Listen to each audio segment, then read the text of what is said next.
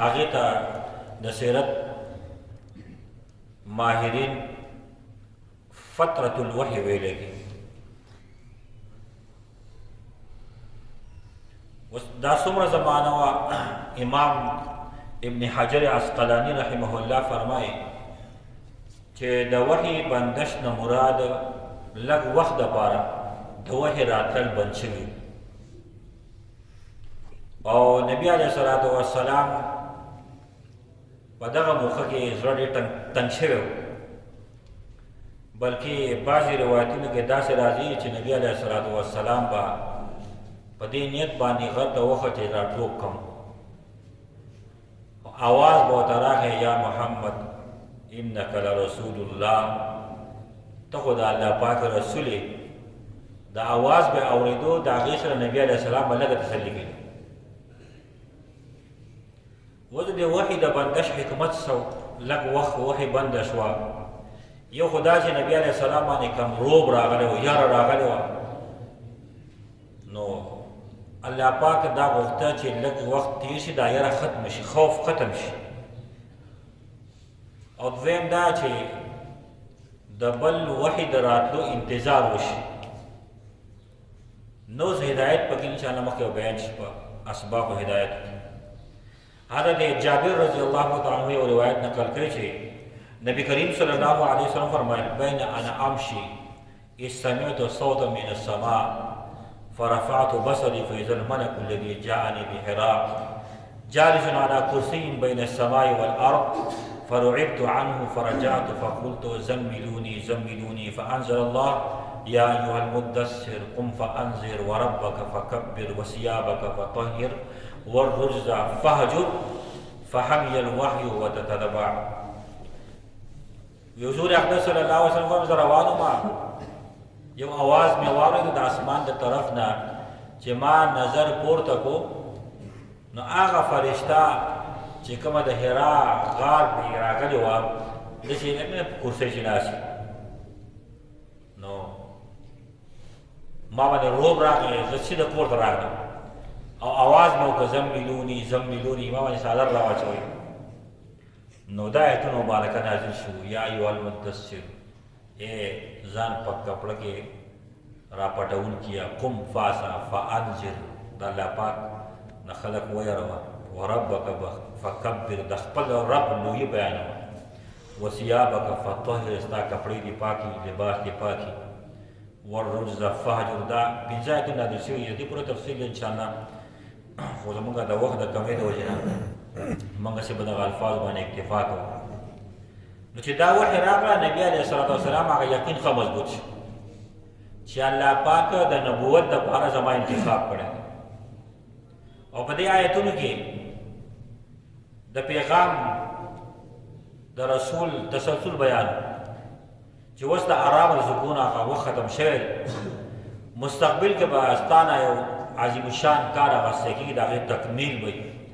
نو د دې تقاضه دا ده چې دا خوب پرېږده، د معصیت د خاتمې دپاره هر هغه طریقه استعمال کا چې سبا چاته بیا د ګوتې لګولو ځای پاتې نه، او د الله پاک دا پیغام دا خلکو ته ورسوه، د وحي سره خپل تعلق مضبوط کا.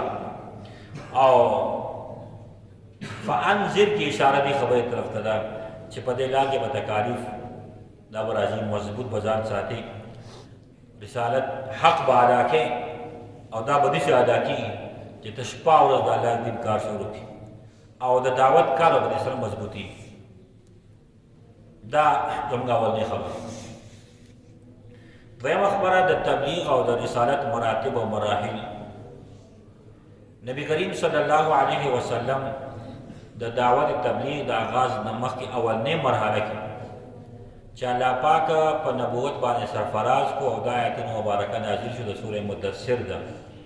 نو د دعوت د کار آغاز وشو، او نبی علیه الصلاة والسلام ته د الله پاک د طرفه هدایت میلاو شو، د هغې مطابق د حکمت او بصیرت سره د دعوت د کار آغاز وشو.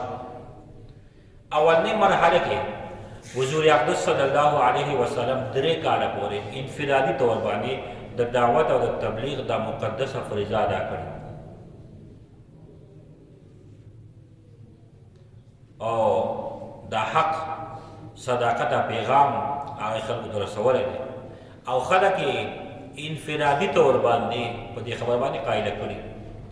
نو د تبلیغ اولنۍ تقاضا قرآن کریم ته هم د دې وضاحت کړی دی، مخاطب به ته دعوت د غور د فکر به ورکړي او دی به د تفکر او د تدبر په لار باندې د ارضي حقایق، عقلي دلایل او مشاهداتي براهین نه به تبلیغ مؤثر کیږي. ان فی خلق السماوات والارض واختلاف الليل والنهار لآیات لأولی الالباب. قرآن کریم کې ځای په ځای تفصیل دی، تدبر، غور، سوچ، فکر د الله پاک په دې کائناتو کې ويتفکرون فی خلق السماوات والارض. بیا نبی علیه الصلاة والسلام د تبلیغ دا کار د حکمت په زمره کې تدریجا روان کړی او دې ته ډېر اهمیت حاصل دی. که چېرته کې ناڅاپه نبی علیه السلام اواز فت کړی وی نو شاید چې مضبوطیا د دین به ډېره نه وه شوې. د دې وجې د سیرت مطالعې نه دا پته لګي چې د دین اسلام دعوت چې دی دا ورو ورو سیوا کېدو، دا په قلاره قلاره وسیوا کېدو، بلکې چې کله اوله کې وحی نبی علیه السلام ته راغله او نبی علیه السلام هغه ته پټ پټ دعوت ورکو نو کفارو قریشو مخالفت نه کړ، بلکې بعضې مجالس په داسې وو چې دوه ناست وو، نبی کریم صلی الله علیه وسلم په لار روانو نو خلکو به یو بل ته وایي دا مطلب بن وصي باندې وحی راځي، بس دا خبره به کوله، مخالفت یې نه دی کړی. د دې نه پته دا لګي چې اوله کې مخالفت نه و، خفیه دعوت پیغمبر علیه الصلاة والسلام چلو. د دې وجه نه امام ابن قیم رحمه الله د دعوت د مخاطبینو په حوالې سره 5 قسمه ذکر کړي. اول خو نبوت او بعثت چې نبی علیه السلام ته میلاو شو، دغه آیتونه مبارکه نازل شو. دویم بیا قریبي رشتہ داران ته دعوت، دا درېمه مرتبه. بیا درېمه د خپل قوم خلکو ته دعوت دی، او څلورمه هغه اهل عرب چې چاته پیغمبر نه و راغلی هغو ته دعوت و، او پنځم تمام جن و انس ټولو ته د قیامته پورې دغه دعوت دی. د دې وجه په زماني لحاظ سره د دعوت نبوي مراحل چې دي، اولنۍ مرحله خفیه دعوت و او دا 3 کاله بوره.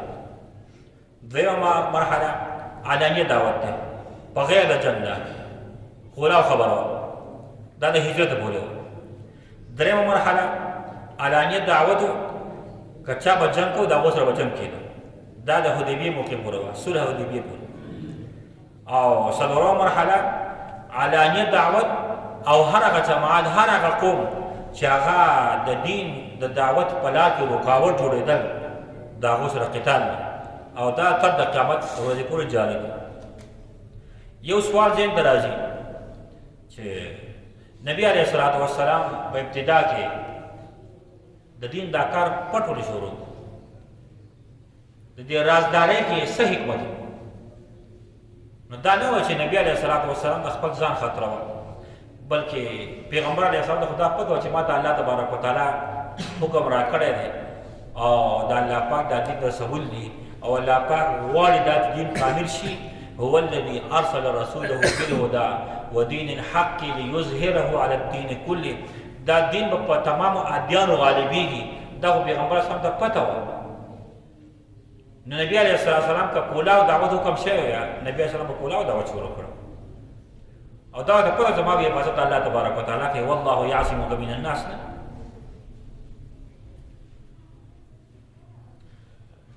خو الله پاک د الهام په ذریعه د پیغمبر الهام هغه وحی ابتدایي مرحله کې د دعوت آغاز په رازدارۍ سره په خفیه طریقې سره کول پکار دا حکم شو. او دا دعوت صرف هغه خلکو ته و چې په چا باندې د نبي اسلام یقین و چې زه ول دعوت ورکوم دی به قبول کړي یا به دې ځواب دې خبره سوچ وکړي.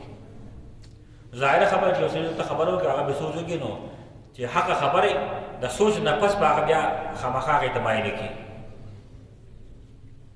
د دې وجه نه الله پاک ورته فرمایلو چې د دین دعوت تدریجا شروع کا اول د هغه چا نه شروع کا چې په چا باندې ستا یقیني چې دوی به ستا دعوت قبول کړي ځکه د مخکې د مشکلات را روان ورته بن نوفل چې ورته وایي چې کاش زه ژوندی وی چې ته خلکو ویستې د خپل کلي نه زه د ملګرتیا کې ویم نو حضور اقدس صلی الله علیه وسلم فرمایي که نه دومه وباسي هغې هر پیغمبر چې راغلی دی مخالفت یې شوی هغه وخت نه نبي علیه السلام ته پته وه چې داسې مراحل مخې ته را روان دي داسې مشکلات مخې ته را روان دي د دې ماحول او د دې خلکو په دې معاشره کې مخالفت داسې اسان کار خو نه دی خامخا به رکاوټونه به راځي د ټولو خبرو پیغمبر صاحب ته پته وه خو د هغې دپاره ابتدایي دور باندې ځان ملګري پیدا کولو مضبوط خلک پیدا کولو د هغې د وجې نه 3 کاله په رازدارۍ سره د دین دعوت په خوبیانه طریقې سره چلېدلی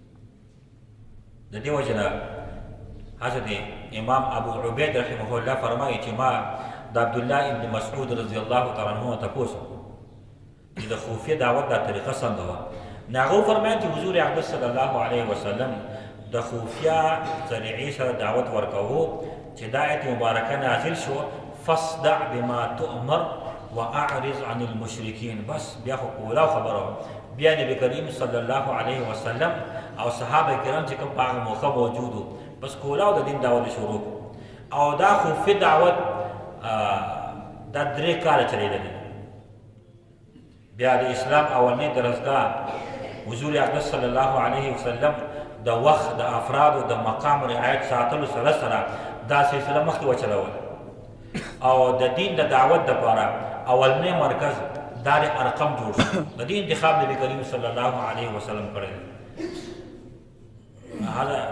حضرت ارقم رضی الله تعالی عنه دا صحابي دی د ده د کور انتخاب شو اوس نبی علیه الصلاة والسلام د ارقم د کور انتخاب ولې وکړو علما د هغې وجې بیانوي یو خو دا چې ابتدایي دور او د حضرت ارقم اسلام دونه مشهور نه و چاته داسې پته نه وه چې دی په نبي اسلام باندې ایمان راوړی د چا دا یقین نه کېدو چې د ده په کور کې دننه به د دین اسلام خفیه دعوت او د هغې د تعلیم او د تعلیم سلسله شروع دا چا یقین نه کېدو دویمه وجه دا وه د دې حضرت ارقم تعلق د بنو مخزوم سره دا د قریشو قبیله ده او بنو مخزوم دا د ابوجهل قبیله وه دا دغه اولاد دی هغو خاندان دی او بنو مخزوم د اسلام نه مخکې د اسلام سخت دشمنان خو دا چاته پته نه وه چې دومره سخته قبیله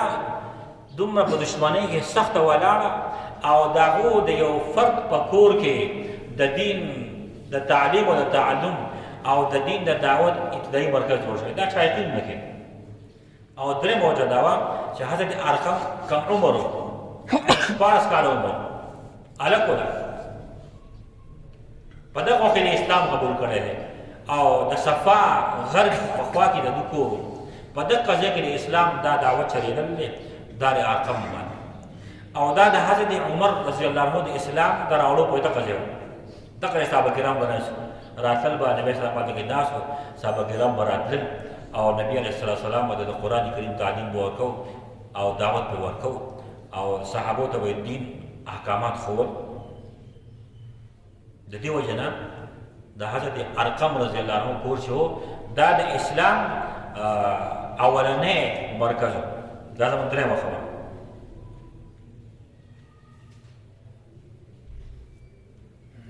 څلورمه خبره د حضرت خدیجة الکبرا رضی الله تعالی عنها اسلام قبلول دا خو هغه خوشنصیبه هستی ده چې په دې کائنات کې د ټولو نه اول د نبی کریم صلی الله علیه وسلم د نبوت تصدیق دی کړی اسلام کې زنانو د دومره غټ عزت حاصل دی او باوجود د دې نه چې دې ته پته وه څه مشاهدات او څه معلومات حاصل کړي د ورقه بن نوفل د بني عداس معلومات او وضاحت دا خبر واضحه کړې وه چې مستقبل کې مشکلات را روان دي د تمام عرب مخالفت را روان دي تکلیفونه پریشانې به راځي د پیغمبر علیه السلام په نبوت باندې ایمان راوړل دغه تمامو مشکلاتو دعوت ورکول د ټول نه اول نبی کریم صلی الله علیه وسلم باندې په دې کائناتو کې ایمان چې راوړی دی هغه یوه زنانه وه حضرت خدیجة الکبرا رضی الله تعالی عنها. دا د هغې د اوچت همت، د هغې د غټې حوصلې او د حق او د انصاف په خاطر د هر قسمه خطراتو برداشت کولو اعلان بس. بیا نبی علیه الصلاة والسلام ته اول حضرت جبریل راغی، پوندې وواله، اوبه کولاو شوې، اوبه راووتې.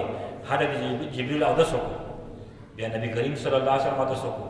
بیا حضرت جبریل مخکې چې 2 رکعته لمونځ یې وکړ، نبي علیه السلام پسې ودرېدو. بیا نبی علیه السلام کور ته راغی او حضرت خدیجة الکبرا رضی الله عنها ته د اودس طریقه وښوه او لمونځ یې وکړو.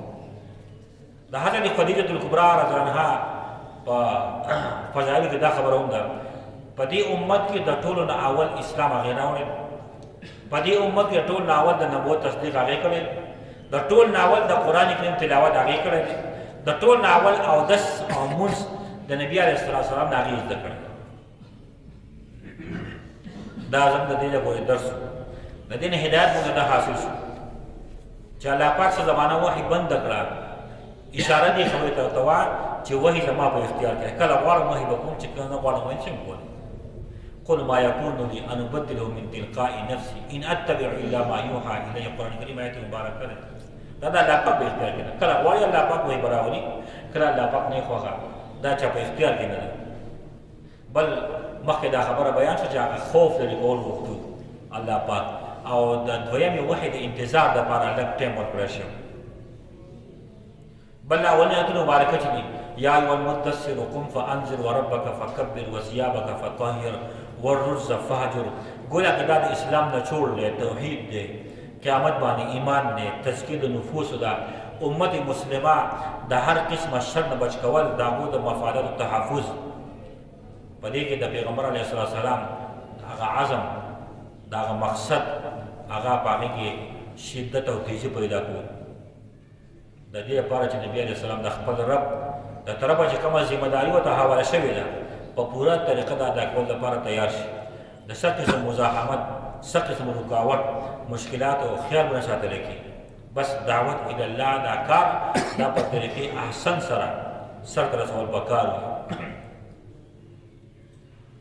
بل د امت مسلمه په ذمه دارو کې اهمه ذمه داري د دین دعوت دی. د دې امت تخلیق دې لپاره شوی.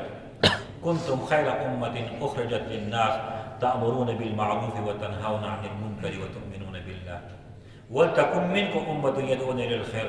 دې څو جماعت به کې پکار دی چې هغه دا کار کوي، امر بالمعروف او نهي عن المنکر کوي. اوس نبي علیه الصلاة والسلام دا کم ترتیب د دعوت چې چلولی دی دا د زمانې سره بدلېږي، را بدلېږي. په بعضې علاقو کې، بعضې ملکونو کې د دین دعوت به خوبیه کول غواړي، هلته که اعلاني دعوت کوي نقصان به رسي، رکاوټ به د دین دعوت ته راغېږي. نو بعضې ملکونو کې د دین دعوت چې کېږي په پټ طریقه باندې بس په دیرو کې بیټکونو کې خلک ملاقات کوي، دعوت ورکوي. بعضې ملکونو کې د سهاده پورې اختیار د دعوت شته، مسلمانان پر اجتماعات کوي او دا جماعتونو ته دعوت ورکوي، دا نو طریقه. او په بعضې ملکونو کې کله د دین دعوت ورکولی کېږي. د مسلمان په ذمهواره کې اهمه ذمهواري د دین دعوت ورکول دي. اوس چاله الله تبارک وتعالی په کوم میدان کې صلاحیت ورکړی دی، دا د هغه ذمهداري ده چې په هغه میدان کې به د دین دعوت کار کوي. داسې به نه چې ته په یو شعبه کې لګیا یې نو ټوله د کافر ښکارېږي. صرف دغه یو شعبه راټینګېږي بس دغه د نومونه نه. اسلام د جامعیت نوم دی. اسلام په تمامو شعبو کې راوستل غواړي. د هغې دپاره په تمامو شعبو کې افراد پکار دي. نو د هرې شعبې حوصله افزایي پکار ده، او چې یو مسلمان په کومه شعبه کې د دین کار کولی شي، دا د هغه ذمهداري ده چې دی د دین دعوت شروع کړي او د دین کار، د دین دعوت په هره طریقه باندې د مخې ته وچلوي. دا د امت په ذمهدارو کې اهمه ذمهداري ده. ولې نبي کریم صلی الله علیه وسلم څومره په یو انداز سره د دین دعوت شروع کړی دی، یو خاص ترتیب سره روان دی. داسې خو نه وه چې بس نبي علیه السلام راغی او په مکه کې خانه کعبې ته وخوت او اواز اعلان یې وکړ چې د نن نه پس د بوتانو عبادت ختم. نه، حاکمانه طریقه نبي کریم صلی الله علیه وسلم نه اختیار کړې. نبی علیہ الصلوۃ والسلام حکیمانه طریقه اختیار کړی. نبی علیہ السلام د بصیرت لاره اختیار کړی ده. ادعو الى سبیل ربک بالحکمة والموعظة الحسنة. حکم دا دی. د دې وجنه د هر مسلمان د ذمہواری ده د دین د دعوت کار وکړي. د دین دعوت په هر مرحله کې د اهم ذمہ دارو کې. نو الله پاک موږ تاسو د پیغمبر علیه الصلاۃ والسلام په دغه اسوه حسنه باندې د تلو توفیق دی الله پاک موږ راکړي. او الله رب العالمین دی د نبی کریم صلی الله علیه وسلم محبت عظمت د تاسو په ځل کې پیدا کړي. او الله پاک د تاسو په ځل کې د پیغمبر سره د اطاعت جذبه پیدا کړي. واخر دعوانا ان الحمد لله رب العالمین. اللهم صل على سيدنا محمد وعلى آل سيدنا محمد وصل على المؤمنين والمؤمنات والمسلمين والمسلمات.